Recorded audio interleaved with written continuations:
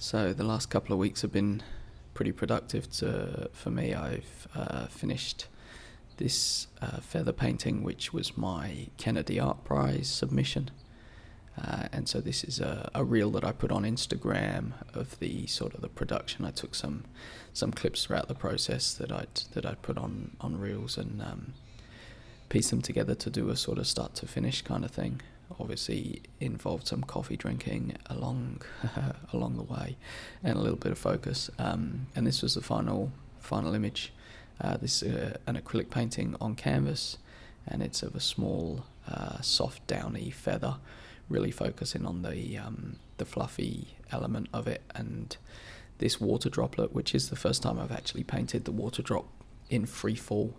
And I am really pleased to announce that this has just been accepted into the Kennedy Art Prize. Off to the framers, and they got it done nice and quickly. So because I've changed the background away from a sort of a blank black, we decided with the framers that we would try an oak frame, and I absolutely love it.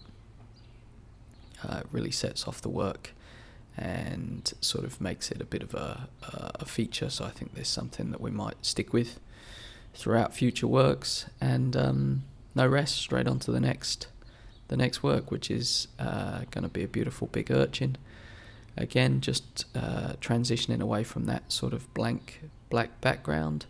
It's not too much lighter, but the biggest change really is the soft transitions, which you can kind of see in the top right hand corner.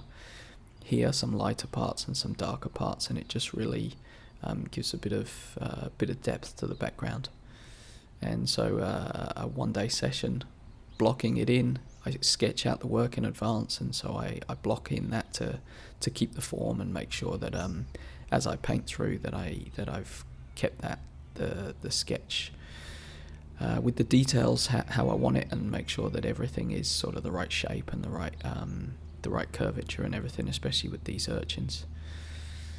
And then onto the soft, blurry, out of focus bit on the left hand side. The light is coming from the left here, and so each of these bumps, as they sort of work from the left around to the middle, not only do they gradually increase in focus, they also start to introduce a little bit more shadow on the right hand side. And so every line of bumps really transitions. Every single one I do, as they come down, they come slightly more into focus, and as they move across to the right, they come slightly more into focus. And just making sure that transition is really gradual, so that when I come to the front, the middle bit, sort of where my elbow is, that detail looks doesn't look too out of place from the blur on the left, and that transition between the two is really important. So I'll change my painting techniques as I move across that, and also probably shift down a brush. I might move from a 3-0 brush to a 10-0 brush, and then when I get to the detail, a 20-0 brush. And that's a really easy way to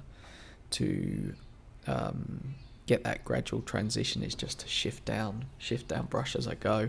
On the blurry parts, I like to use a bigger brush, nothing bigger than the one, probably not even that big, but an old brush which is sort of splayed out and frayed so that it doesn't create any sharp marks at all. And here you can see me finishing up that